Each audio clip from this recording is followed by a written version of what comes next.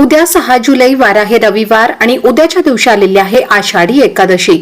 याला देवश्रेणी एकादशी असं सुद्धा म्हटलं जातं। तर बघा, जवळपास सगळेच लोक या दिवशी उपवास करतात, पण एकादशीच्या दिवशी उपवासाच्या नियमांचं पालन हे केलं पाहिजे, तरच तो लागू पडतो, नाही तर त्या व्रताचं आपल्याला काहीच फळ हे मिळत नाही। एकादशीच्या दिवशी काही गोष्टी आपल्याला आवर्जून करायच्या आहेत, काही चुका कटाक्षाने आपल्याला टाळायच्या आहेत। तर सगळ्यात महत्त्वाचं म्हणजे एकादशीचा उपवास आपल्याला संपूर्ण दिवसभर धरून तो दुसऱ्या दिवशी दुपारी आपण जेवण करतो त्यावेळेस सोडायचा आहे। त्यानंतर एकादशीच्या दिवशी आपल्याला दूध आणि त्यानंतर फळे खाऊन उपवास करायचा आहे।